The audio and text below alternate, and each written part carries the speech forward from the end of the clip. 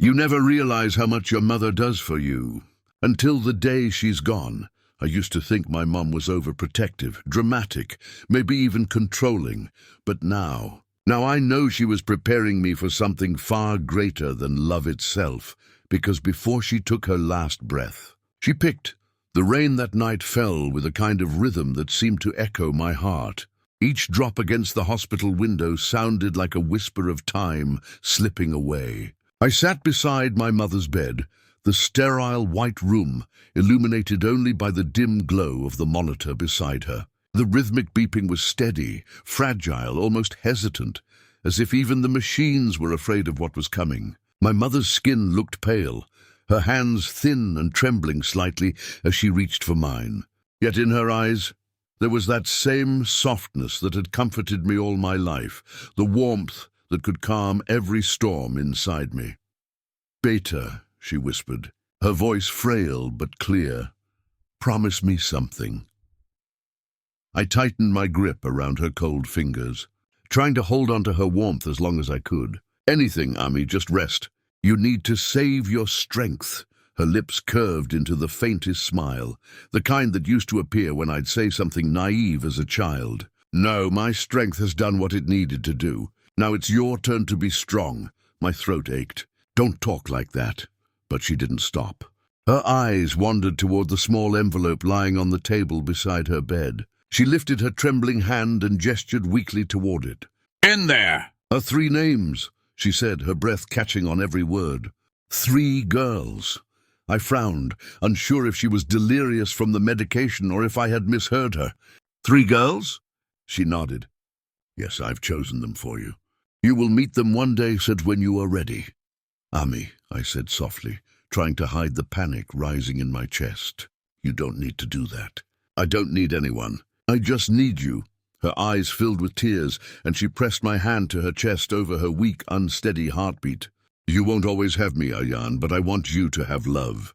Not just love in the way people think of it, not romance, not comfort. I mean love that teaches you, that heals you, that grows you. Each of them will show you something I wish I had more time to teach you myself." I couldn't speak.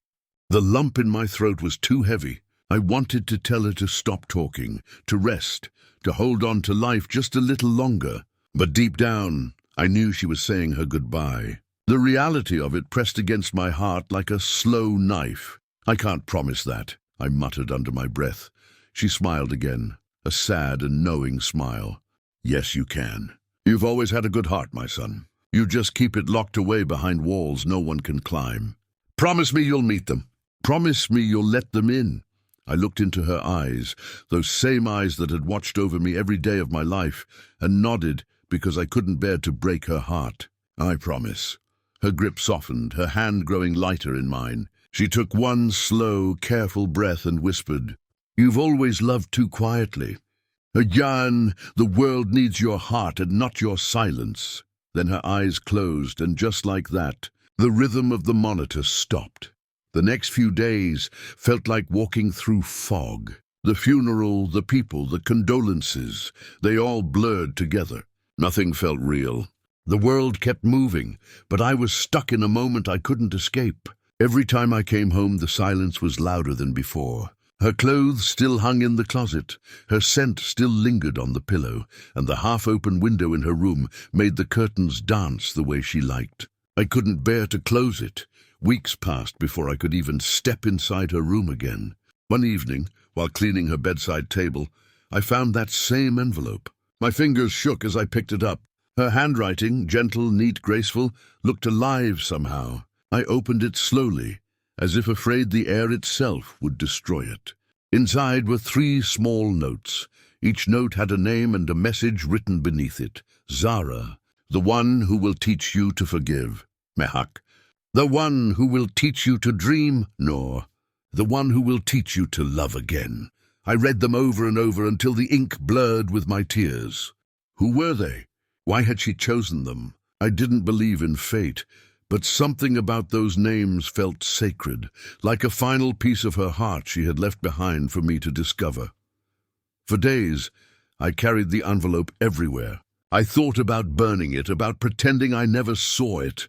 But every time I looked at her photo on the shelf, That same gentle smile seemed to whisper, "Keep your promise."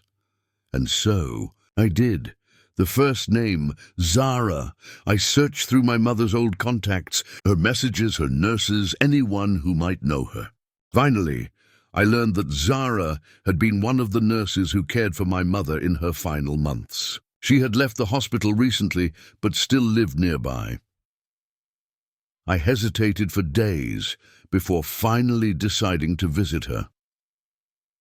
When I knocked on her door, she opened it with surprise that melted into recognition. "Ayan," she said softly. "Your mother talked about you so much." Her apartment was small but warm, full of plants and framed photographs of smiling patients. We sat together for hours. I told her about my mother's wish, about the envelope, and for a long moment she said nothing. Then she smiled through tears. "She told me once that she wanted you to forgive yourself," Zara said gently. "She said you carry guilt like it's a duty." Her words hit something deep inside me. "I wasn't there enough," I admitted. "When she got sick, I was busy. I thought she'd get better. I thought I had time." Zara reached out and held my hand, not in pity, but in understanding. "Your mother never blamed you. She told me that love is never measured by how much time we have. It's measured by how deeply we care. And she said you cared more than you ever said." I felt tears slipping down my face, but for the first time in months, I didn't stop them. Zara talked about my mother's kindness, her laughter, her strength. She told me how, even in pain, my mom had encouraged her to stay in nursing school, to never give up. "She saved me," Zara whispered. "I was ready to quit everything. Your mother made me believe in people again." When I left Zara's house that evening, the rain had stopped. The air smelled like the earth after a storm, clean, new, alive. For the first time since my mother's death, I felt a kind of peace inside me. Not the loud kind that comes with joy, but the quiet kind that feels like forgiveness. That night, as I sat by the window holding the envelope again, I looked at the next name, Mehak, and smiled faintly. My mother had been right. Each of them had something to teach me. Maybe, just maybe, she was still teaching me, even from the other side. 3 girls to love me. After meeting Zara, something inside me changed. It wasn't loud or dramatic, but quiet, like a gentle sunrise after a long night. Forgiveness had given me space to breathe again, to exist without drowning in guilt. Still, a part of me felt empty, as if life had paused and forgotten to press play. That's when I remembered the second name in my mother's letter, Mehak, the one who would teach me to dream. It took me weeks to find her. I searched old contacts, went through my mother's phone records, and finally discovered a number scribbled in the back of her journal beside a note, "Art Cafe, Fridays." I had never known my mother to be the kind of woman who went to cafes. She had always been practical, grounded, never wasting a moment. But curiosity and the promise I had made pushed me there one cold evening. The cafe was small but alive, filled with paintings, laughter, and the smell of coffee and wet paint. People were sketching, chatting, and smiling as if the world outside didn't exist. At first, I felt completely out of place, a stranger among colors. Then I heard a voice behind me, cheerful and soft. "You must be Ayan." I turned to see a woman in her late 20s, her hands stained with blue paint, her hair tied messily, and her smile so real it disarmed me. "Your mom used to come here," she said, wiping her hands on her apron. "Every Friday she'd sit right there, corner table, window seat. She always ordered the same thing, mint tea and a slice of lemon cake.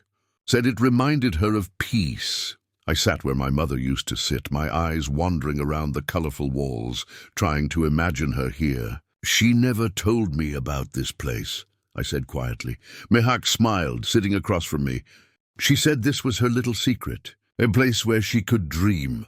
The word dream lingered in my mind, sharp and strange. Dreaming was something I hadn't done in years. Life had turned into survival, a cycle of work, responsibility, and quiet loneliness. My mother must have known that too, Over time, Mehak and I met more often. Sometimes she invited me to art workshops, sometimes we just sat and talked. She had this strange gift of making silence feel comfortable. One day, as she was painting a sky filled with birds, she asked, "Do you ever dream anymore, Ayan?" I shrugged. "Dreams are for people who don't have responsibilities."